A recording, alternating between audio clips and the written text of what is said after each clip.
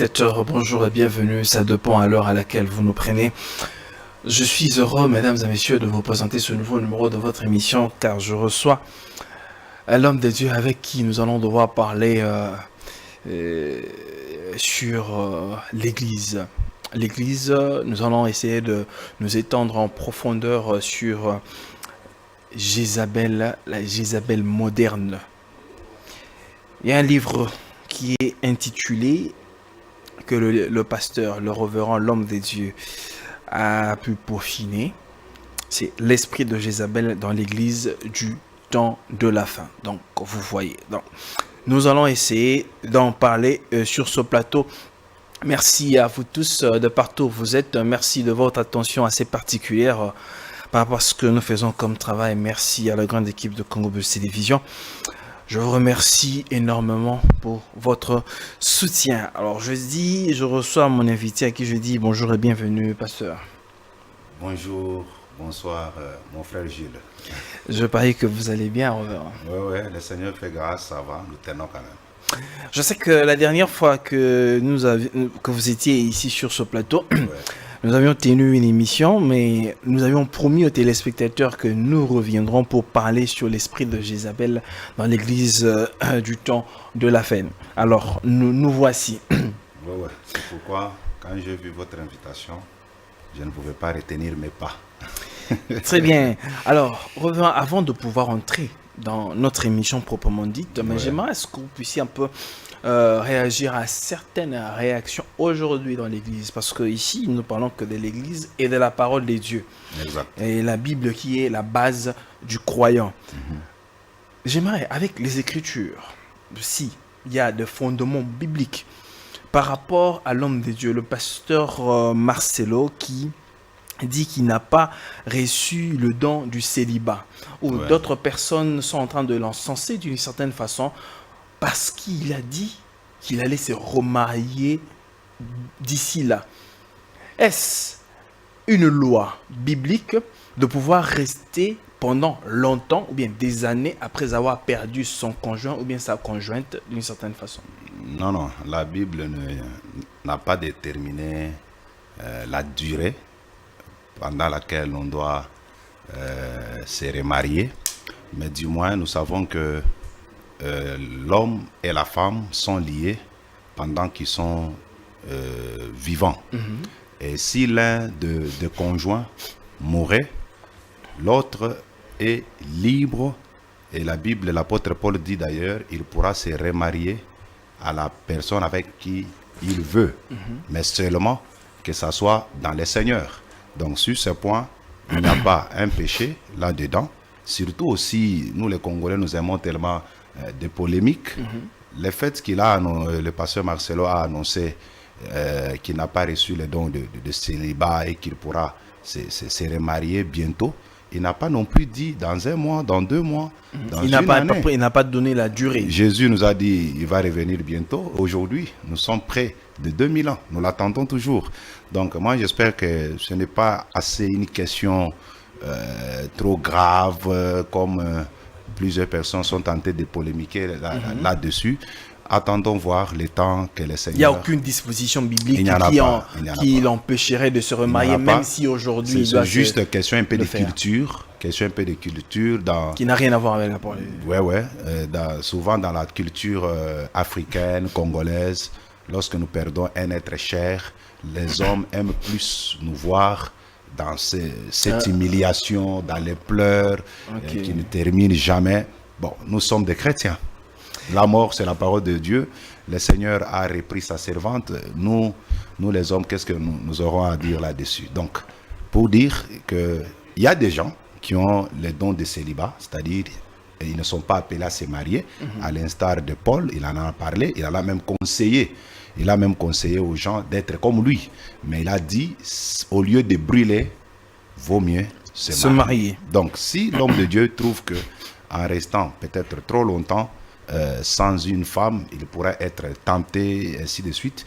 Moi, personnellement, je ne peux que le conseiller de se remarier le plus vite possible pour ne pas donner des portes à l'ennemi. Parce que vaut mieux même qu'il se marie que de tomber encore, par exemple, dans la débauche ou dans l'impudicité. Très bien. Alors, pasteur, un autre sujet qui fait mouche aujourd'hui dans l'Église, il y a l'homme de Dieu qui a vociféré, Dieu de la chair, à ses brebis. Ouais. Et il a dit encore quoi? Il a dit certains propos qui ont choqué la toile. Ouais. Et l'opinion se pose des questions. Mhm. Et voilà, nous sommes à la lumière de la parole. Ouais. Avec les Écritures, apportez-nous un peu la lumière.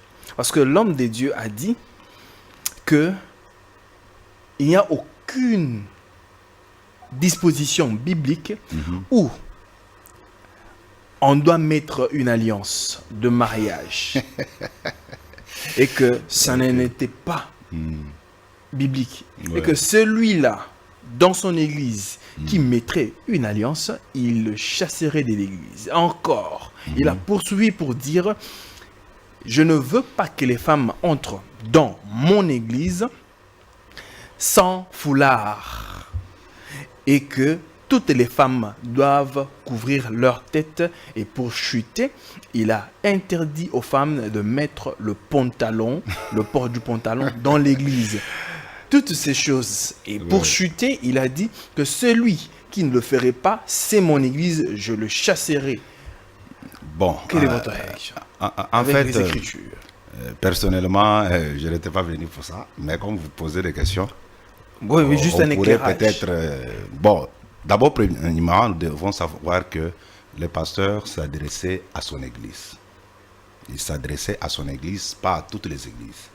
Alors, ce n'est plus l'église du Dieu vivant, mais son église à lui. Bon, quand on parle de son église, par rapport à l'église locale, parce qu'il y a l'église universelle... Comme une affaire personnelle. Non, non. Je parle de l'église universelle et de l'église locale. Ok. Alors, il s'adressait à ses membres. Vous voyez? Bien sûr qu'aujourd'hui, il y a les réseaux sociaux et tout le monde peut s'adresser, peut suivre la prédication qui passe dans une église locale.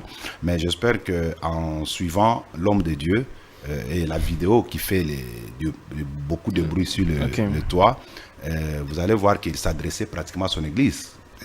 Quand vous regardez bien, il s'est même adressé aux serviteurs ou aux prédicateurs qui œuvrent dans son église. J'espère que, en tant que serviteur de Dieu, Dieu lui a accordé cette opportunité-là de parler, de mettre la discipline dans son église. C'est bien, et c'est vrai que ça fait beaucoup de débats, mais j'espère que la plupart de ces questions-là sont beaucoup plus culturelles et non bibliques. Et non liées à la Bible. C'est-à-dire, celui qui fait, il n'a pas péché, celui qui ne le fait pas, il n'a pas non plus péché. Mais par rapport au voile, quand l'apôtre Paul le dit, que la femme ne doit pas laisser sa tête découverte. 1 Corinthiens 11, oui. Et l'apôtre Paul fait mention que Dieu a donné les cheveux à la femme comme voile. Personnellement, et ça fait, c'est une gloire pour la femme de porter des cheveux. Mais pourquoi est-ce que quand on interprète aujourd'hui, on parlerait du voile physique et le foulard, que la femme doit se couvrir la tête d'une certaine façon? J'espère que ça demanderait même toute une émission, seulement sur ces questions-là, parce qu'il a fallu qu'on lise les Écritures, qu'on essaie un peu de comprendre les contextes et qu'on sort. Si nous entrons, si je me permets d'entrer dans ces pistes-là, on va se perdre. Nous n'allons pas parler de mon livre, L'esprit de Jézabel. Mais du moins, ce sont des questions très capitales que nous, les pasteurs, nous devons vraiment débattre sans froid aux yeux, afin de chercher un peu de positionner les enfants des dieux. Parce qu'il y a des questions telles que le voile, est-ce que c'est le fouloir? Les voiles dont parlait Paul, c'était quoi? Et on comparait même ces voiles-là à ce que font les musulmans ou les arabes. Donc ils couvrent toute la tête, tout le corps, ils laissent seulement les yeux. C'est ce que Paul parlait? Mais quand vous lisez 1 Corinthiens 11, quelque part, Paul parle de couvrir la tête. Donc ça va faire débat. Mais du moins, je suis disposé peut-être à une autre occasion, on pourrait en parler. Mais je sais que ce sont des points qui font partie de la doctrine chrétienne et chaque pasteur peut émettre un avis là-dessus, qui ne sera pas peut-être apprécié par tous les pasteurs aussi. Donc, ça fait débat. Très bien. Nous entrons dans notre émission du jour, mesdames et messieurs. Je vous promets que l'homme de Dieu, le pasteur Cédric Lukosa, nous reviendra pour, dans un bref délai, pour que nous puissions vraiment nous étendre dans une émission entière, essayer d'aborder vraiment ce sujet en long et en large et en profondeur avec les Écritures, comme nous sommes à la lumière de la parole. Alors aujourd'hui, nous abordons ce sujet, l'esprit de Jézabel dans l'église du temps. Dans les églises du temps de la fin. On parle, quand on va par exemple dans Apocalypse, on parle de l'église de Laodicée. Nous sommes dans l'église de Laodicée, comme nous avons plusieurs églises. Voilà. Alors revenons pour ouvrir cette émission. Quelle est l'idée qui vous a poussé à peaufiner ce livre ici si magnifique, l'esprit de Jézabel dans les églises du temps de la fin? Alors, tout part par une écriture. 1 Timothée chapitre 4, le premier verset.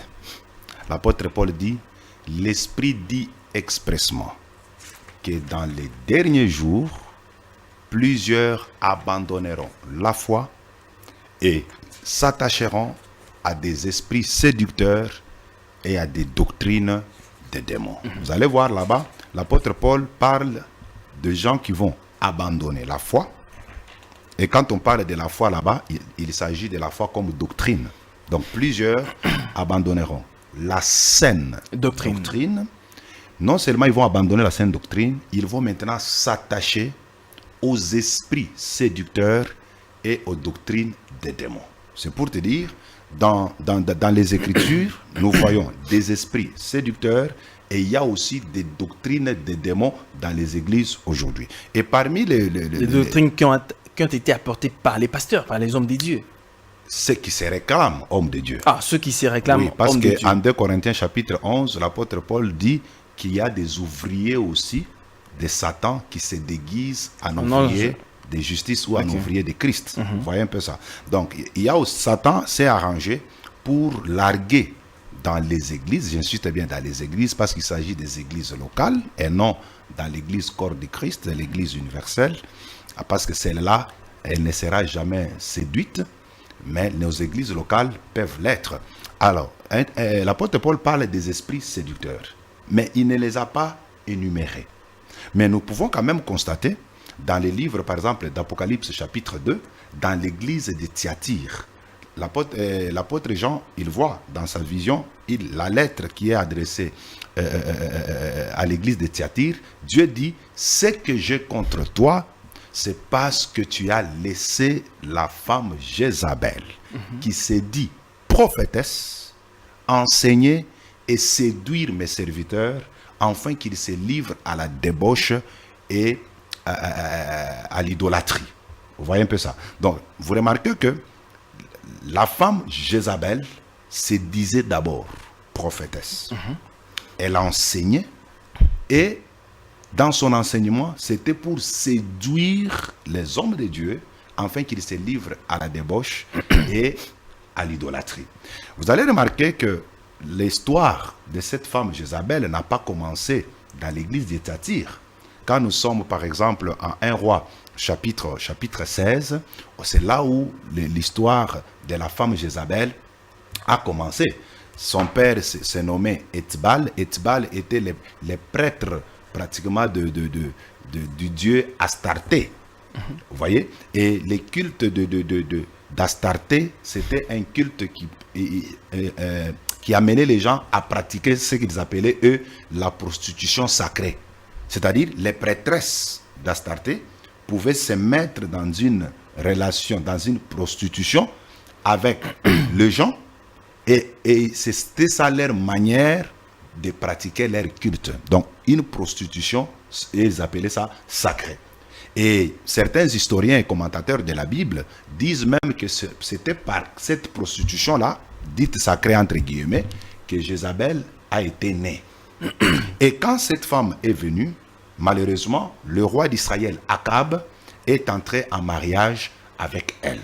Et quand cette femme est entrée maintenant dans la vie du roi d'Israël, Akab, c'était ça le début de tous les maux et de la déchéance par rapport au culte en Israël. D'ailleurs, nous en parlerons. Mais plus tard, nous avons vu le prophète Élie s'élever pour maudire cette dame. Parce que là où il y a Jézabel, il y a toujours Élie. Ce sont deux esprits, ce sont deux personnages qui se battent toujours et qui se battront toujours. Élie a prononcé une sentence, un jugement contre Jézabel, et c'est arrivé même que Jézabel était morte, mangée par le chien. On arrivera. Alors, la dame est morte. Mais à notre grande surprise, en Apocalypse 2, dans l'église de Thyatire, on nous parle encore de la femme Jézabel. C'est pour ainsi dire, ce n'était pas seulement un personnage physique, mais Jézabel, c'est tout un esprit. C'est tout un esprit. C'est tout un esprit. C'est pourquoi, dans cet ouvrage, nous parlons de l'esprit de Jézabel. Parce que cet esprit, l'esprit n'a pas de corps, l'esprit n'a pas d'os, l'esprit n'a pas de sexe.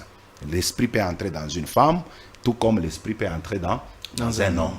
C'est ce qui fait qu'aujourd'hui, beaucoup, on dit bien la femme qui se disait prophétesse. C'est-à-dire, elle s'est autoproclamée comme étant une servante de Dieu. Elle enseignait. Et aujourd'hui, beaucoup aussi de prédicateurs, des gens qui se nomment pasteurs, apôtres, prophètes, docteurs, évangélistes, ainsi de suite, certains sont aussi animés par l'esprit de Jézabel. Parce que l'esprit de Jézabel, c'est un esprit séducteur. Et nous, en tant qu'enfants de Dieu, peuple de Dieu, nous devons avoir le masque des lunettes pour essayer de démasquer maintenant cet esprit de Jézabel qui travaille aujourd'hui. Ok, très bien. Belle introduction de l'homme de Dieu. Alors, pour entrer, révérend, quel regard ou attitude de Jézabel moderne face à l'Église d'aujourd'hui? Alors, sa manière de faire a toujours été la même. Nous allons nous référer de la Jézabel ancienne ou historique pour comprendre comment son esprit maintenant travaille aujourd'hui dans l'Église. Vous voyez. Et nous allons nous servir aussi de l'Église de Thyatire pour voir comment cette dame-là travaillait, ou cet esprit continuait à travailler. Alors, la première des choses, pour identifier l'esprit de Jézabel, c'est la débauche.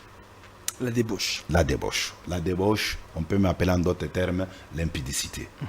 Parce qu'en fait, quand on parle de Jézabel, on voit directement la débauche. Je vous ai parlé ici par rapport à l'historique du culte d'Astarté. Okay. On pratiquait une prostitution, entre guillemets, sacrée. C'était une débauche institutionnalisée. Dans le temple. Une débauche permise dans le temple. Et vous allez remarquer que aujourd'hui, quand l'esprit de Jézabel entre dans une personne ou entre dans une église, l'esprit là va amener la débauche. Lorsqu'on parle de la débauche, il y a plusieurs variantes là-dedans. Vous allez voir par exemple, dans la débauche, il n'y a pas seulement l'acte sexuel, il n'y a pas seulement la prostitution. Vous allez remarquer que les hommes de Dieu, les enfants de Dieu, qui sont déjà habités ou possédés par l'esprit de Jézabel, ils sont esclaves de la prostitution. C'est pourquoi vous allez remarquer. Vous parlez de la prostitution physique ou bien de la prostitution spirituelle? Je suis d'abord dans la prostitution physique. Je vais arriver. Okay. Parce qu'il y a plusieurs points. Okay. Je suis d'abord dans la prostitution physique. Parce que la prostitution spirituelle, c'est ce qu'on appelle l'idolâtrie. Okay. J'en parlerai au deuxième point. Alors, vous allez remarquer que Jézabel est spécialiste pour amener les gens dans la prostitution. Ceux qui sont habités par l'esprit de Jézabel, quand c'est une fille, par exemple, qui entre dans une église, elle fera un effort pour tomber avec les pasteurs. C'est pourquoi, comme aujourd'hui avec les médias, nous apprenons, nous voyons sur les réseaux sociaux, même des témoignages, des histoires qui se racontent, comment des hommes de Dieu, ceux qui se réclamaient hommes de Dieu, sont tombés avec certaines filles. Vous voyez? Et ce n'est pas seulement les filles qui font tomber les hommes de Dieu ou les enfants de Dieu. Moi, je les appelle, ce sont des kamikazes dans nos églises. Il y a aussi des hommes qui font tomber aussi les filles de Dieu, qui les entraînent dans une prostitution, qui les entraîne pour ceux qui ne sont pas encore mariés, qui les entraîne dans la fornication. Vous voyez, dans la débauche, nous voyons aussi les divorces. Quand une église, quand un homme de Dieu, quand un enfant de Dieu est habité par l'esprit de Jézabel, l'esprit de Jézabel amène dans les églises les divorces. C'est pourquoi vous allez voir, les pasteurs, il peut divorcer le matin et puis il se remarie le soir. Vous pouvez voir aussi un enfant de Dieu, il divorce le matin et il se remarie le soir. C'est comme si pour eux, la doctrine 1 Corinthiens 7 ne les dit absolument rien. Un enfant de Dieu, un homme de Dieu ne peut pas divorcer parce qu'il veut divorcer. La seule condition ou la seule permission que nous avons reçue de la part de Dieu de divorcer, c'est en cas, par exemple, d'infidélité. Alors, quand l'infidélité n'est pas prouvée, quelles que soient les raisons, on ne peut pas divorcer. Il y a toujours moyen d'arranger. Alors, l'esprit de Jézabel aussi dans la débauche, là, il y a aussi la masturbation. Vous allez remarquer que beaucoup de jeunes, beaucoup même de mariés, ils sont insatisfaits. Vous allez voir les gens qui sont mariés, l'homme n'est pas satisfait de sa femme et il se lance dans la pratique de la masturbation. Tout ça, c'est l'esprit de Jézabel. C'est la débauche, c'est l'esprit de Jézabel. Quand quelqu'un est animé par cet esprit, ça va l'amener à la masturbation. Ça va l'amener, vous savez que dans la débauche, il y a aussi même l'ivrognerie. L'ivrognerie fait partie aussi de la débauche. Vous allez voir, aujourd'hui, la plupart des gens qui s'appellent hommes de Dieu, chrétiens, ils encouragent même la prise de l'alcool. Je crois, vous êtes journaliste. Il n'y a aucune disposition aussi biblique qui interdirait de prendre... Personnellement, dans les livres, j'ai donné beaucoup d'écritures dans lesquelles les seigneurs... Dans l'Ancien et le Nouveau Testament, où on interdit de prendre l'alcool. Exactement, il y en a beaucoup. La Bible nous interdit d'ailleurs même de regarder. Ne vous enivrez pas. La Bible dit même de ne pas regarder le vin. Regardez seulement le vin qui paraît d'un bon rouge. Il ne faut même pas regarder. Si la Bible nous interdit de ne pas regarder, seulement pour en consommer. Quand vous prenez par exemple... Je suis dans l'Ancien Testament. Nous prenons, parce que beaucoup de ceux qui prennent de l'alcool, ils se basent d'abord dans l'Ancien Testament et ils prennent quelques versets mal interprétés dans le Nouveau Testament. Mais quand le Seigneur Jésus est venu lui-même dans la fête, vous allez voir, il avait manque de vin et il a transformé de l'eau en vin. Non, ce que Jésus a fait, c'est un acte spirituel, un acte prophétique. C'est pourquoi vous allez remarquer, en Jean 2, lorsqu'il a changé l'eau en vin, son objectif, ce n'était pas que les gens s'enivrent. L'objectif, ce n'était pas que les gens prennent. Mais à la fin, vous allez voir que les gens ont cru en lui. C'était un acte prophétique qu'il a posé pour montrer que la rédemption devait avoir lieu grâce à son sang qu'il devait verser à la croix de Golgotha. Vous voyez un peu ça. Parce que le vin, c'est aussi le symbole du sang. Les vins, c'est aussi le symbole même du Saint-Esprit. C'est pourquoi il est écrit, ne vous enivrez pas de vin, mais soyez plutôt remplis du Saint-Esprit. Lorsque Jésus a changé l'eau en vin, c'était un langage de montrer que les hommes auront besoin du vrai vin qui est le Saint-Esprit. Vous voyez un peu ça. Donc, dans la Bible, vous allez voir, il y a des gens qu'on appelait les Naziréens. Et parmi les conditions d'un Naziréen, un vrai Naziréen devrait s'abstenir aussi des boissons enivrantes. Vous voyez un peu ça. Donc, nous devons nous en abstenir. Et je ne vois, vu même les dangers de l'alcool dans la Bible, même dans la vie courante, je ne vois pas un homme de Dieu sérieux qui peut encourager ses fidèles à en consommer. Quand bien même, ils peuvent dire qu'il faut consommer avec modération. Je me pose toujours la question, cette modération-là, c'est à quel degré? Donc, vous voyez que lorsque l'esprit de Jézabel travaille dans les églises, va amener de telles interprétations. Non, la Bible n'est pas contre de prendre un peu l'alcool. La Bible est contre l'ivrognerie. Mais vous allez remarquer, la plupart des gens qui prennent même un peu, la plupart s'enivrent. Dans l'esprit de Jézabel amène une certaine corruption dans la parole de Dieu. Exactement, c'est ce que nous avons dit dans ces livres. Alors prenons le deuxième point, on parle de l'idolâtrie. Voilà. L'Église face à l'idolâtrie. Que fait Jézabel, la Jézabel moderne, à pousser les chrétiens ou encore les hommes de Dieu dans l'idolâtrie? Vous allez voir, lorsque Akab a marié Jézabel, Akab était roi d'Israël. Il était roi du vrai peuple de Dieu, du peuple de Dieu. Il assumait ses fonctions sans problème, mais lorsqu'il est entré en mariage avec Jézabel, cette dame à ses côtés a entraîné le cœur d'Akab à adorer le dieu Baal. Jusqu'à tel point qu'on a même bâti, je suis toujours en 1 Corinthiens et en 1 Roi chapitre 16, on a même bâti l'autel, l'idole d'Astarté en Israël. Il y a eu l'autel de Baal qui était bâti et même le peuple, non seulement le roi, même le peuple s'est mis à adorer le dieu Baal. Donc le culte de Baal est devenu est pratiqué commençant par le sommet jusqu'en bas en Israël. Donc c'est ce que nous appelons l'idolâtrie. Même en Apocalypse 2, lorsque cet esprit enseigné dans l'église de Thyatire, on dit séduire mes serviteurs. Quand on dit séduire, ça dit égarer. Vous voyez, égarer les serviteurs afin qu'ils se livrent à la débauche et à l'idolâtrie.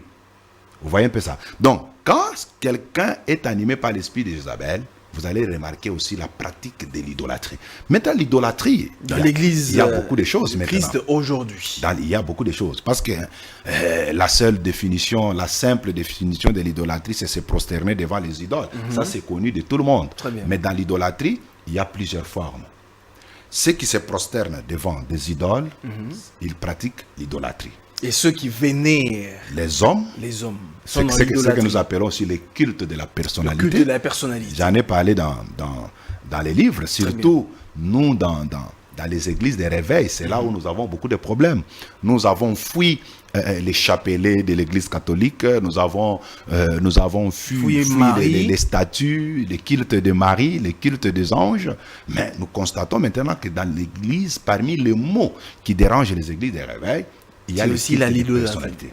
Vous allez voir, quand l'homme de Dieu entre, d'abord il vient toujours souvent en retard, et quand il se pointe à la porte, même si il est escorté par on les était gardes. entré, bon ça ce n'est même pas un problème, mais lorsque il fait son entrée au temple, même si on adorait, même si on louait, on doit d'abord arrêter la musique. Allez, arrêtez la musique. Et on commence maintenant, comme elle est à Talakula, on commence maintenant à dire, maintenant nous recevons l'homme, on met tant de titres, et l'homme, on arrête l'adoration. Imaginez un peu ça. Les gens en train d'adorer Yahweh, le grand Jéhovah. Mais on arrête cette adoration parce qu'un humain doit faire son entrée. Et dans l'équipe des personnalités, vous allez voir que les hommes de Dieu font un effort pour que leurs images soient imprimées, soient calquées dans les pensées de leurs fidèles. C'est pourquoi vous allez voir, vous allez trouver même dans une église une grande photo du prophète, une grande photo de l'apôtre, une grande photo de l'évangéliste. Jésus. Et qu'en est-il du fauteuil? Parce que quand on va dans l'église, normalement, cette place-là devrait être la place du Seigneur. On voit un gros fauteuil là. Le Seigneur ne viendra pas s'asseour dans le trône là des gros fauteuils. Ouais, mais il s'assoit dans le cœur. Oui, mais du moins, mais ce gros fauteuil là. L'Écriture n'en a pas parlé, mais du moins, on doit être modeste. Un peu de modestie. Vous voyez, dans tout ce que nous faisons, de sorte que nous ne puissions pas prendre la place du Seigneur. Regardez par exemple dans l'église de Pergame, en Apocalypse toujours 2. Dieu dit, ce que j'ai contre toi, c'est que là chez toi, il y a le trône du diable. C'est-à-dire aujourd'hui, le trône du diable est dans les églises. Maintenant, nous posons la question, trône du diable veut dire quoi? C'est-à-dire, il y a un gros fauteuil, comme vous avez dit, où Satan viendra s'asseoir. Non. Le trône du diable, c'est le règne du diable. Et le règne du diable, nous le voyons aussi par certains actes parmi lesquels il y a aussi de l'idolâtrie, il y a aussi des cultes de la personnalité.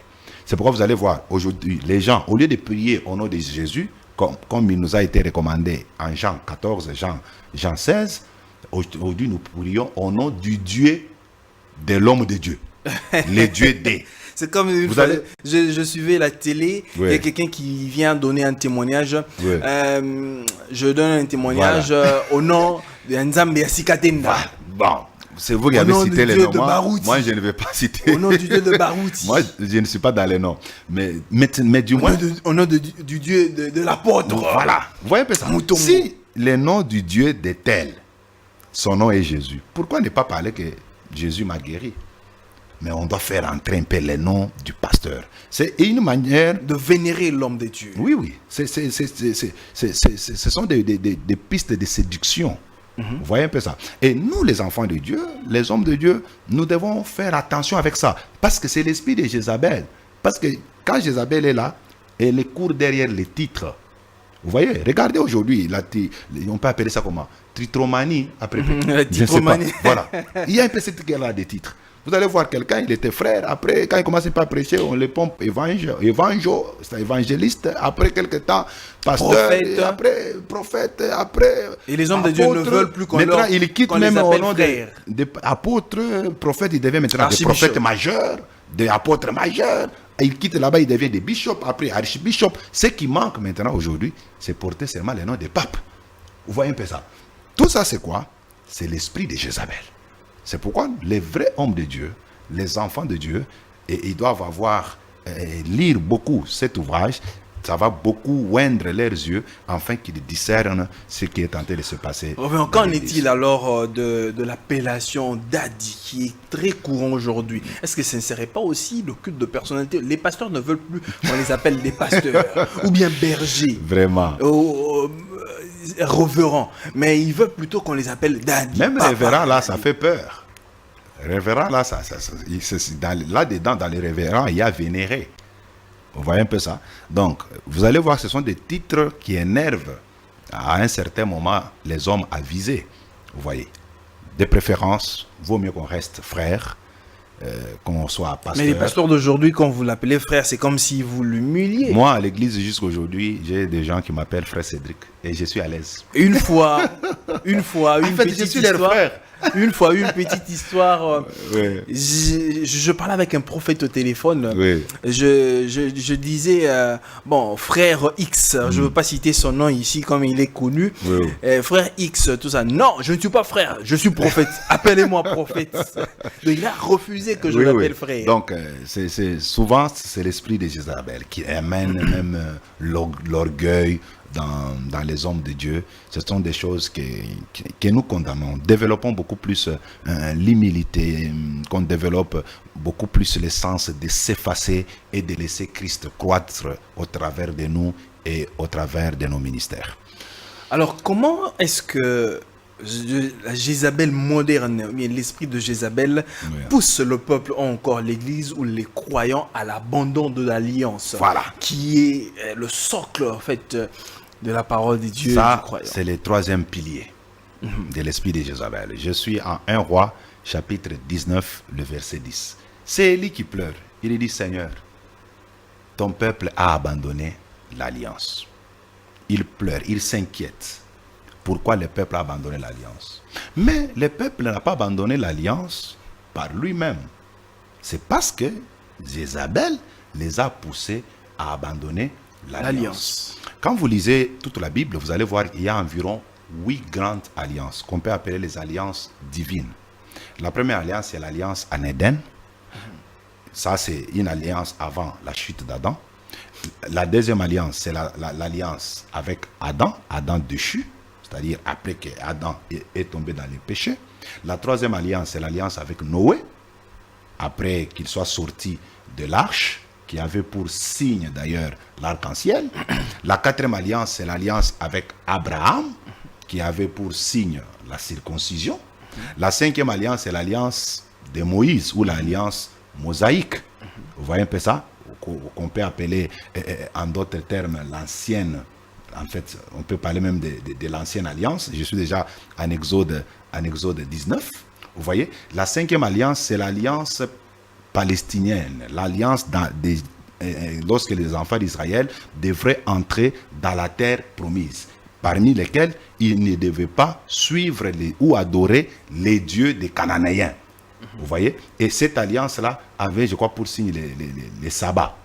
Et la sixième alliance, c'est l'alliance avec David, avec la maison de David. Et aujourd'hui, nous sommes dans la nouvelle alliance. Maintenant, lorsque Jézabel vient, Jézabel va pousser le peuple de Dieu à abandonner l'alliance divine. Pour nous aujourd'hui, lorsque l'esprit de Jézabel entre dans nos églises, c'est pour amener le peuple de Dieu à violer les clauses de la nouvelle alliance. Or, la nouvelle alliance a été contractée par le sang de Christ. Quelles sont les clauses de la nouvelle alliance que aujourd'hui les Jézabel essaieraient d'apporter ou bien d'amener les enfants de Dieu hors dans la nouvelle alliance, les clauses de cette nouvelle alliance, c'est fait sur base du sang de Jésus. Tout tourne autour du sang de Jésus. À Matthieu 26, lors de la Sainte Seine que Jésus a instituée, il dit, prenez ceci, c'est la coupe, le sang de la nouvelle alliance qui a été versé pour vous. Alors, abandonner l'alliance veut dire tout simplement profaner les sangs ou les avantages liés au sang de Jésus. Et il y a même, je crois dans le livre, j'ai parlé, il y a environ 10 bénéfices du sang de Jésus-Christ, parmi lesquels, grâce au sang de Christ, nous sommes rachetés. 1 Pierre 1, 18 nous dit, nous avons été rachetés, non par des choses périssables, non par l'or, non par l'argent, mais nous avons été rachetés de la vaine manière de vivre que nous avons hérité de nos pères par le sang précieux de Jésus-Christ. C'est-à-dire, lorsque le sang de Jésus a versé son sang, c'est pour nous racheter de la vaine manière que nous avons hérité de nos parents. Ce qu'on peut appeler en d'autres termes des liens. Dire à un chrétien, né de nouveau, qui vit dans la sainteté, qui mène une vie de prière permanente, qu'il est dans les liens, c'est profaner le sang de Jésus-Christ. Vous voyez? Parce que Jésus a versé son sang pour nous racheter. Le sang de Jésus a été versé pour nous justifier. C'est pourquoi en Romains 8, verset 1er, il est écrit, il n'y a plus de condamnation pour ceux qui sont en Christ. Parce que Jésus nous a déjà justifiés. Il nous a déjà déclarés saints. Il nous a innocentés. Vous voyez? Alors, quand l'esprit de Jézabel vient dans les églises, il va vous dire que vous êtes encore dans les liens de vos parents. Il va vous dire que vous n'êtes pas sauvés totalement, alors que le salut, c'est un acte total. Donc disons peut-être les liens familiaux là n'existent pas, comme d'autres églises prétendent. Les liens de famille apporter existent. Mais pour ceux qui sont déjà nés de nouveau, qui sont passés par la croix, baptisés du Saint-Esprit, qui mènent une vie permanente de sainteté et de prière, les liens n'ont plus d'impact parce que Jésus nous a déjà rachetés de ces choses-là. Alors qu'en est-il? Une petite parenthèse, oui. On l'ouvre et puis on la referme très vite. Pour ces personnes-là, oui, cette personne-là est née de nouveau. Oui. Il a reçu le Seigneur Jésus-Christ dans sa vie, il est baptisé du Saint-Esprit, mais continue à vivre certains points sombres dans sa vie. Il est en train de vivre une ombre assez bizarre, bien de sa descendance d'une certaine façon. C'est ce que nous appelons les combats de la foi. Ah, ça, ce n'est plus le lien familial, mais c'est plutôt... J'explique. Ce sont les combats de la foi. Oui, parler des liens sur un chrétien, un homme né de nouveau, ça laisse à désirer. Ça laisse à désirer. Oui. Donc, on risque de croire que cette personne-là n'était pas convertie. Voilà. Véritablement. Alors, ce qu'il faut, c'est quoi? Lorsque un enfant de Dieu, parce que vous pouvez me suivre, mais vous êtes en train de vivre des choses qui ne sont pas bonnes par rapport à votre vie. La première des choses, ne crois pas que tu es dans les liens. Mais il faut accepter d'affronter ces choses-là par la foi et par la prière. Vous voyez un peu ça? Mais croire que ce que je vis, c'est parce que ma mère avait fait, c'est parce que mon père avait fait, mon ancêtre avait fait, voilà pourquoi je vis ceci. Je suis en train de subir. Non. Ça, c'est profaner le sang de l'alliance. Waouh, c'est très profond. Ça, c'est profaner le sang de l'alliance. Ça, c'est encore une autre émission qui sort. Voilà, c'est encore une autre émission parce qu'il faut, des fois, avec les Écritures, nous sommes là d'analyser, nous faisons, mais nous sommes là. Ce sont des choses que les chrétiens sont confrontés aujourd'hui. Exactement. Qui sont en train de mourir de ça. Exactement. Mais c'est que je suis un homme spirituel, c'est-à-dire il ne faut pas me mettre dans les camps des gens qui ne comprennent pas ce qu'ils disent. Nous gérons le peuple de Dieu, nous savons les problèmes auxquels ces peuples sont soumis, mais nous les apportons la parole de la liberté. Parce que quand nous parlons de la délivrance, Jésus n'est pas venu surcharger les hommes, mais Jésus est venu pour libérer les hommes de toutes les choses-là qui les chargeaient. Donc, quand vous vivez des choses un peu contraires, ne négligez pas ça. Aie d'abord la foi en Jésus, réclame le sang de Jésus-Christ et les acquis du sang de Jésus, les acquis de la croix par la prière, et je suis sûr et certain que ça ira. Très bien. Alors, revenons, passons au 5e point. On parle du renversement de l'autel des dieux.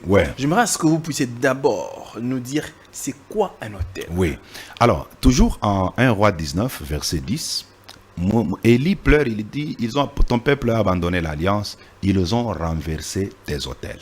Donc, l'esprit de Jézabel, lorsque Jézabel a commencé à travailler en Israël, elle a attaqué l'autel de Dieu. Elle a renversé ça. Après avoir renversé l'autel de Dieu, elle bâtit maintenant ses autels. Vous voyez? Quand on parle de l'autel, en fait, c'est un lieu de rencontre. C'est un lieu de sacrifice. Et aujourd'hui, dans un terme simple, l'autel, c'est le lieu de culte. C'est là où il se passe la rencontre entre Dieu et l'homme. Vous voyez un peu ça? C'est ce que nous appelons autel. C'est ce qui s'était passé au temps de Jézabel. L'autel de Dieu renversé, c'est-à-dire il n'y avait plus encore la possibilité à ce que Dieu vienne rencontrer le peuple. Vous voyez?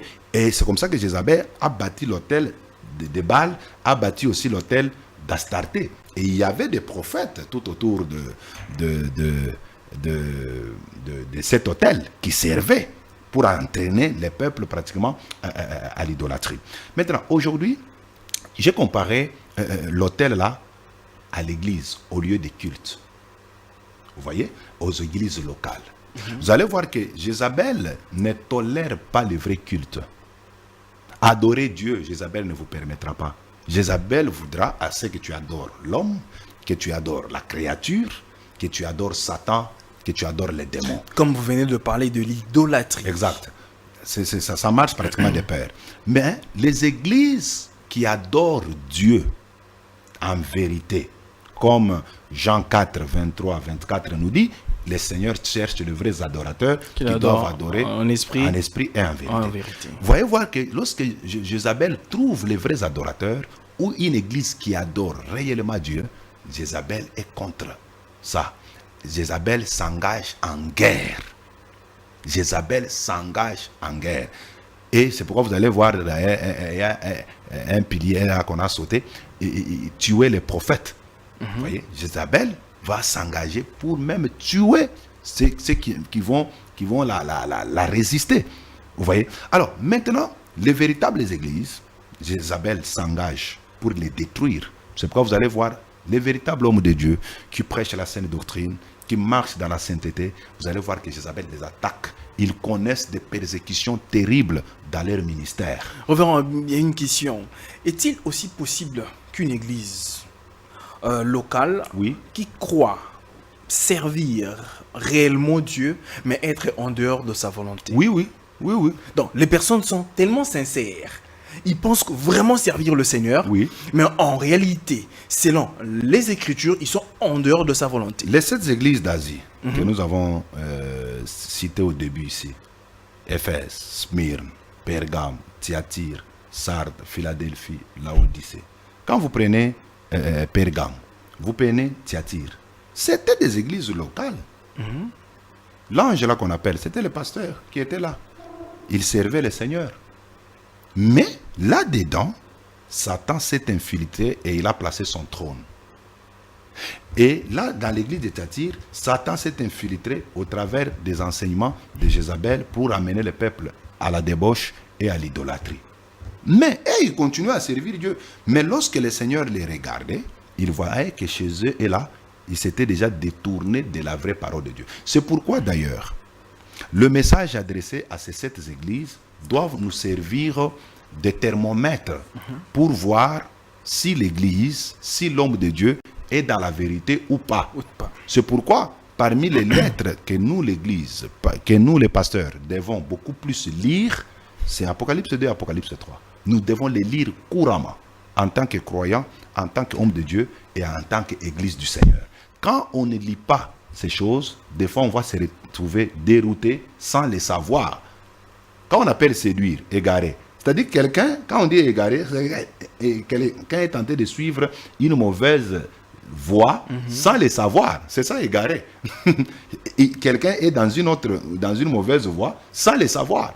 Et c'est ce qui se fait aujourd'hui. Beaucoup de gens prétendent servir Dieu, mais quand chez eux, il n'y a pas le vrai culte, il n'y a pas la véritable adoration, quels que soient les bruits qu'on peut faire, quelles que soient les danses, quelle que soit la sonorisation que vous pouvez avoir, quelle que soit la beauté de votre bâtiment, Temple, hein. vous êtes en dehors de la volonté de Dieu. Est-ce qu'on ne parlerait pas dans ce cas ici de l'apostasie ou encore de l'ikabod? Oui, quand on parle de l'apostasie, c'est l'abandon de la foi. Ouais, et peut-être en une 2 telle Thessaloniciens chapitre 2, parmi les choses que l'esprit d'Antichrist apporterait, il y a aussi l'apostasie. L'apostasie. N'oubliez pas, Matthieu 18, Jésus dit, quand je reviendrai, trouverai-je la foi? Quand Jésus parlait, trouverai-je la foi? C'est-à-dire la vraie foi. C'est-à-dire parce qu'il y a la foi salvatrice, Jean 3,16, Dieu a tant aimé le monde, il a donné quiconque croit ne périsse point. Ça, c'est la foi salvatrice. Ephésiens 2,8. Nous sommes sauvés par la grâce au moyen de la foi. Il y a aussi la foi comme don du Saint-Esprit. Ça, c'est en 1 Corinthiens chapitre 12. Il y a aussi la foi comme fruit de l'Esprit. Ça, c'est Galates chapitre 5, le verset 22. Mais quatrièmement, il y a aussi la foi comme doctrine. Ça, c'est ça Matthieu 18. Et c'est ça aussi 1 Timothée chapitre 4, verset 1 que j'ai lu au début. L'Esprit dit expressément que dans les derniers temps, plusieurs, on n'a pas dit tous, mais on dit plusieurs abandonneront la foi. Quand on dit ils abandonneront la foi, ce n'est pas la foi salvatrice, ce n'est pas la foi comme don, ce n'est pas la foi comme fruit de l'esprit, mais c'est la foi comme doctrine chrétienne. Vous voyez un peu ça. Alors, c'est pratiquement ça aussi, tout ce que nous parlons là. En fait, l'esprit de Jézabel, c'est un esprit apostat. L'esprit de Jézabel, c'était un esprit apostat. Oui. Très bien. Parlons maintenant, avant un dernier point très intéressant, je vous demanderai vraiment d'attirer beaucoup d'attention parce que c'est un point très capital qui fait couler beaucoup d'encre de salive dans les églises aujourd'hui. Nous en parlons avec l'homme de Dieu. Par rapport à l'usurpation du pouvoir. Du pouvoir, ouais. Le non-respect de l'autorité établie. Le non-respect de l'autorité établie. C'est ça, Jézabel. C'est qui est l'autorité ici? Voilà. Je suis toujours à 1 roi. 16, 17, 18, 19, 20, 21. Jézabel ne considère pas ou ne supporte pas l'autorité établie. Selon la Bible, la femme doit être soumise à son mari.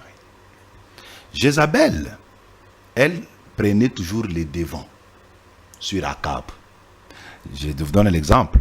Il y a un homme dans la Bible, l'histoire que je relate ici, c'est 1 roi chapitre 21. Son nom c'est Naboth. Il avait un champ que son père lui avait laissé. Mais ce champ-là était à côté de la maison d'Akab. Il y a un champ de vigne. C'est comme ça que Akab voulait à tout prix prendre le champ de Naboth. Quand il est allé parler avec Naboth, Naboth dit non, ça ne peut pas aller, parce que ça c'est l'héritage de mes pères. Je ne peux pas vous les donner. Akab avait suivi quand même la voie, malgré qu'il était roi, mais il ne pouvait pas arracher les biens de ses citoyens. Il est rentré dans la maison un peu triste parce que Naboth ne lui a pas vendu son champ. Jézabel dit, quoi?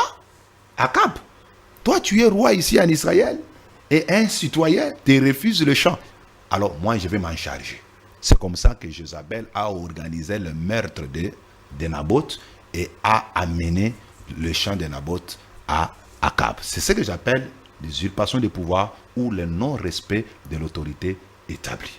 Et vous allez remarquer aujourd'hui, les femmes qui sont animées par, ça c'est pas des femmes physiques, qui sont animées par les sites de Jézabel, ils ne respectent pas leur mari. Ils ne se soumettent pas à leur mari. Regardez, dans notre loi, il y a ce qu'on appelle la loi maritale. Dans l'ancienne loi maritale, avant que la femme aille travailler, elle devait demander l'autorisation, la lettre d'autorisation de son mari. Mais vous savez que dans la nouvelle loi, les femmes congolaises ont milité pour que cette disposition soit changée. Et aujourd'hui, la femme peut aller travailler sans demander l'autorisation de son mari. Vous allez remarquer que même la plupart des lois qui sont votées dans le monde, on est tenté de dépouiller l'homme de son autorité. C'est pourquoi vous allez voir, dans la plupart des lois, avec le mouvement de l'émancipation de la femme, vous allez voir que les femmes, on rend la femme tellement libre à tel point qu'elle ne puisse pas dépendre de son mari. C'est un esprit de Jézabel. C'est l'esprit de Jézabel. Dans Genèse chapitre 3, il est écrit que le désir de la femme se porterait vers son mari. Vous voyez? Et l'homme est toujours symbolisé par la tête et la femme, le corps. C'est comme Jésus. Jésus, il est la tête de l'Église et l'Église qui est sa femme, c'est le corps. Et jamais les épaules ne peuvent dépasser la tête. Vous voyez un peu ça. Mais les femmes qui sont animées par l'esprit de Jézabel ne supportent pas l'autorité de leur mari. Elles peuvent faire ce qu'elles veulent. En fait, c'est un esprit de domination. La femme cherche à dominer sur son mari. Comme nous voyons aujourd'hui même dans les entreprises, on est en train de de promouvoir les femmes que les hommes. C'est un esprit, c'est tout un esprit. Bon, ce n'est pas mauvais. Parce qu'il faut bien distinguer. Je parle ici moi du foyer. Oui. Je ne parle pas dans les entreprises. Dans les entreprises, la femme peut devenir même chef. Il n'y a pas de problème. Vous voyez? Mais du moins, quand tu es, comme nous avons notre Premier ministre aujourd'hui, c'est une femme. Elle est Premier ministre de la République. Mais dans son foyer, elle doit se soumettre à son mari. Elle n'est pas au-dessus de son mari. Vous voyez. Mais du moins, toujours dans le non-respect de l'autorité établie, il y a aussi certains hommes qui ne supportent pas leur chef. Il est dans une entreprise, il ne respecte pas son chef. C'est l'esprit de Jézabel. Vous voyez, les élèves ne supportent pas leurs enseignants, ils ne supportent pas leurs autorités. C'est l'esprit de Jézabel. Nous entrons même dans les pays. Vous allez trouver que la plupart des citoyens ne supportent pas l'autorité établie. Vous allez voir la plupart des citoyens sont toujours en conflit avec les autorités. Ce sont des marches. L'autorité peut dire ceci, lui il fait autre chose. Tout ça, c'est l'esprit de Jézabel qui amène les citoyens à ne pas respecter les autorités établies. Alors qu'en Romains 13, l'apôtre Paul parle que nous devons respecter l'autorité établie. Parce que toute autorité vient de Dieu. Très bien. Parlons maintenant à l'avant-dernier point pour devoir chuter. Oui. Le dénigrement au culte de la beauté. Waouh, le déguisement. Le déguisement, excusez. Voilà. Le déguisement au culte de beauté. Vous allez voir que Jézabel, lorsque elle fouillait, on en parlera au dernier point comme vous avez dit, elle était forte dans les maquillages. Lorsqu'on venait pour l'arrêter, elle s'est déguisée. Elle a mis des rouges à lèvres. Des fards à joues. Elle a mis cabello. Vous voyez un peu ça? Elle a mis le crayon, elle a mis les cils. Donc, quand vous la regardez comme ça, vous ne pouvez pas savoir que... Mais pasteur, on risque de vous attaquer. Hein. On dirait que c'est un branamiste. Hein. Ah non, c'est la parole de Dieu. C'est la parole de Dieu. Parce que c'est soit les branamistes qui défendent... Non, c'est ça le mal des églises aujourd'hui.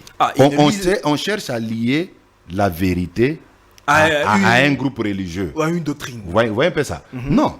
Quand vous prenez 1 Timothée, chapitre 2, à partir du verset 9, on nous a détaillé comment une femme chrétienne doit s'habiller.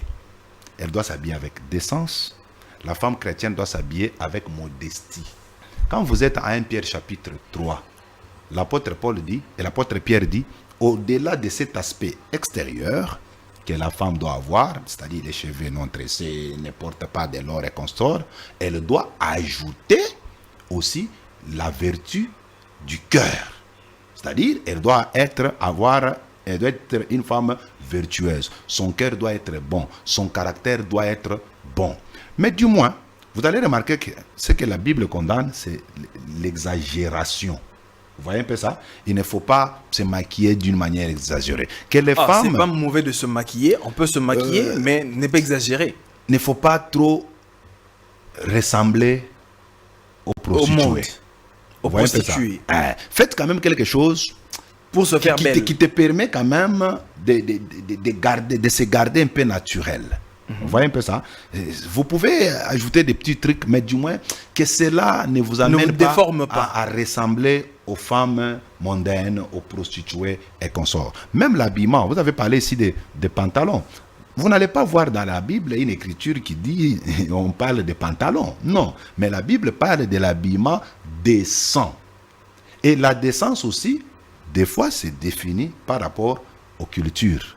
Vous voyez un peu ça. Il faut s'habiller quand même de manière à ne pas choquer la majorité. Alors, vous avez touché des gens. un point par rapport au pantalon. Couvrir quand même les corps. Vous avez parlé au point par rapport au pantalon. Oui. Mais la Bible parle, comme la Bible n'a pas spécifié. Oui. Mais certes, il y avait quand même une certaine différence entre un habit d'homme et un habit de femme. Sûrement, il y a cette différence. Lorsqu'on on parlera en romain, il y a un terme là, ça m'échappe un peu là, mais du moins, ça avait le sens de que les hommes ne ressemblent pas aux femmes, ni les femmes ressemblaient aux hommes. Donc aujourd'hui, dans l'église, les pasteurs laissent les fidèles, ou bien les sœurs, entrer comme des Jézabel avec des longs ongles et puis Par exemple. avec en fait des visages tellement fardés, Par exemple. comme des femmes qui allaient peut-être dans des boîtes de nuit. C'est pourquoi vous allez remarquer que quand ces femmes-là entrent, leur objectif c'est séduire. Et un homme de Dieu qui n'aimait pas la discipline dans son église, lui-même est exposé. Ah, le pasteur On lui-même est exposé. ne sera pas surpris d'attendre qu'il est tombé avec cette protocole ou cette dame.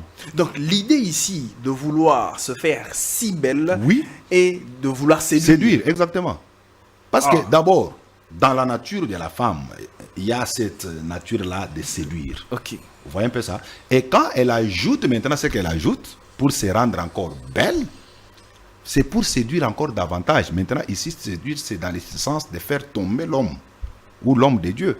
N'oubliez pas en Genèse chapitre 6, on dit bien les anges, ils ont vu que les filles des hommes étaient devenues belles et les anges sont tombés avec les filles des hommes. Là, c'est encore un autre Je sais que c'est un sujet. débat, oui, oui. Il y a ceux qui parlent que les fils de Dieu, là, il ne s'agit pas des anges, il s'agit de la descendance d'Abel, des Seth plutôt, et qu'on sort. On en parlera. Mais du moins, certaines écritures, même dans la Nouvelle Alliance, semblent montrer que c'était des êtres spirituels. Très bien. Alors, pour chuter dans les, je crois, 3 minutes qui nous restent là, Ouais. Révérend, comment vaincre l'esprit de Jézabel? Waouh! Avec les Écritures, comment l'Église ou bien les chrétiens aujourd'hui Peut peuvent vaincre. cet C'est ça esprit le de point le plus important. Parce qu'après avoir peint tous les tableaux pour démasquer l'esprit de Jézabel, il était aussi à notre responsabilité de proposer au peuple de Dieu des techniques simples pour essayer un peu de vaincre de sortir cet esprit. cet esprit. J'ai proposé 3 choses à faire. Très bien. Comme nous parlons de l'esprit de Jézabel, la première des choses, pour vaincre l'esprit de Jézabel, il faut aussi avoir l'esprit d'Abdias. L'esprit d'Abdias. Esprit d'Abdias, je suis en 1 Roi chapitre 18, le verset 4. Au moment où Jézabel tuait les prophètes, au moment où Jézabel tuait les saints, il y avait un homme, Abdias, on l'appelle serviteur de l'Éternel, on dit, il était un homme qui craignait Dieu, c'est-à-dire il servait Dieu dans la vérité. Mais il était serviteur dans la maison d'Akab. Qu'est-ce qu'il lui faisait? Il a pris les prophètes, il les a cachés dans une grotte par groupe de 50. Donc il prenait 50 prophètes, il les cache dans une grotte et il les nourrit du pain et de l'eau.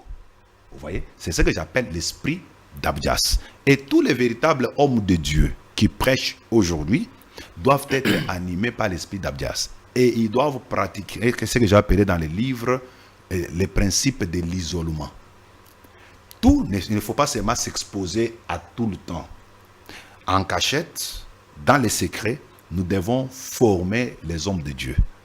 Comme Abdias, c'est-à-dire les nourrir du pain et de l'eau. Le pain, c'est le symbole de la parole de Dieu. Parce que Jésus a dit à Matthieu 4, l'homme ne vivra pas seulement du pain, mais elle vivra de toute parole qui sort de la bouche de Dieu. Jésus, il a parlé du pain comme de la parole pure. On peut même, David a dit, il appelle les blés le pain des grands. Vous voyez un peu ça? Donc la manne, c'est ce que nous devons nous nourrir. Cette manne-là, aujourd'hui, c'est la parole de Dieu. La saine doctrine, la parole pure. Elle peut être évangélique, doctrinale, mais aussi prophétique. Vous voyez, c'est ça le pain. Et l'eau, en Genèse, en Jean chapitre 7, je crois le verset 36, 39, Jésus symbolise l'eau au Saint-Esprit. Vous voyez? Donc, ces deux éléments, la parole, l'onction du Saint-Esprit, c'est ce qui va permettre à ce que les gens soient un peu épargnés de l'esprit de Jézabel. Parce que si une église n'a pas pour fondement la parole, si l'homme de Dieu ne prend pas le temps d'enseigner, je ne parle pas d'exhorter, mais d'enseigner son église, les communiquer la parole évangélique, la parole doctrinale et la parole prophétique, les enfants de Dieu ne seront pas en bonne santé spirituelle. Est-ce que le problème, ce n'est pas aussi le problème d'appel? Beaucoup sont là comme pasteurs, mais qui n'ont aucun appel. Exactement. Jésus parle de 3 catégories des eunuques. Il y a les eunuques qui se sont faits eux-mêmes, il y a des eunuques faits des mains d'hommes, et aussi les eunuques faits dès les seins de leur mère. Vous voyez? Alors, quand quelqu'un n'est pas appelé authentiquement par Dieu, il n'aura rien à donner au peuple. C'est pourquoi il y a des gens qui sont dans les églises, mais ils ne sont pas nourris. Et aussi, vous savez, mon frère Jules, la plus grande erreur que beaucoup de pasteurs font, c'est de bâtir l'église sur les dons. L'église ne se bâtit pas sur un don spirituel, mais l'église se bâtit sur le ministère de l'enseignement. C'est pourquoi, à 1 Corinthiens 12, il y a des dons, à Romains aussi 12, il y a des dons, mais en Éphésiens 4, 11, on nous parle des ministères. Vous voyez un peu ça? Et ces ministères-là sont les ministères d'enseignement. Parce que l'église, les chrétiens grandissent, comme vous avez utilisé le mot édification, c'est-à-dire construire. Les chrétiens se construisent par l'enseignement. Et vous allez voir toujours en Éphésiens 4, là, l'apôtre Paul parle même des vents de doctrine. C'est-à-dire, nous sommes dans le moment où les doctrines sont comme des vents. Et les 5 ministères, qui sont les ministères d'enseignement, ils doivent amener l'enseignement qui peut permettre à ce que les chrétiens puissent grandir. D'ailleurs, en Acte 2, 42, on dit que l'Église persévérait dans l'enseignement, l'enseignement des apôtres. En Ephésiens 2, verset 20, on dit nous sommes édifiés sur les fondements, c'est-à-dire sur l'enseignement des apôtres et des prophètes. Donc, voyez que l'enseignement doit être à la base dans l'Église. L'enseignement doit prendre la première position dans l'Église. Et le don accompagne l'enseignement.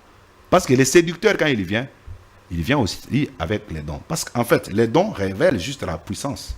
Elle peut être de Dieu, tout comme elle peut être du diable. Satan aussi, quand il vient séduire, il vient avec des dons. Très bien.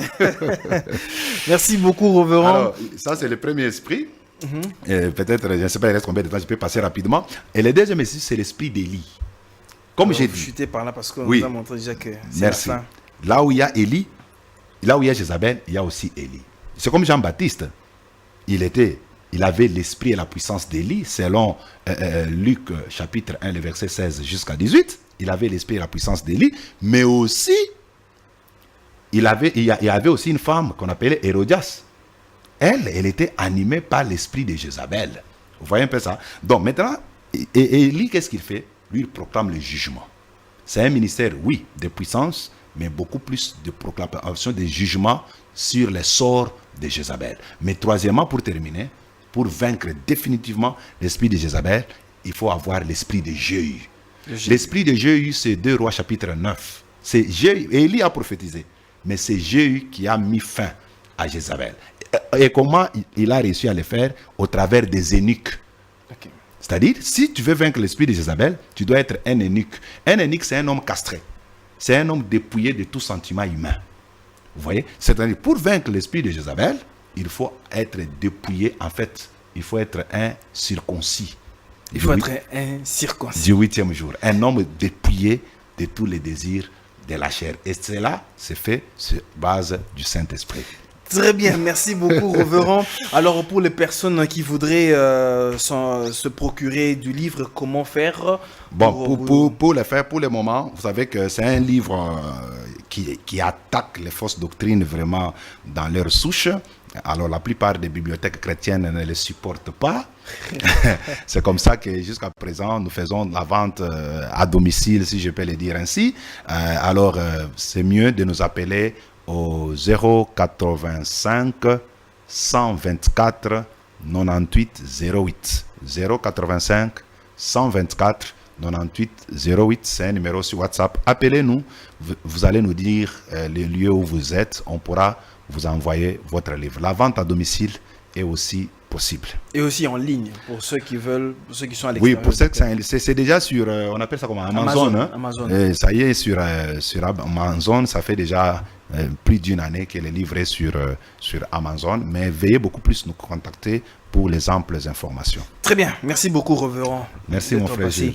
Merci beaucoup à vous, très chers téléspectateurs, d'avoir été très nombreux à devoir nous suivre. Merci pour votre accompagnement, merci pour votre soutien.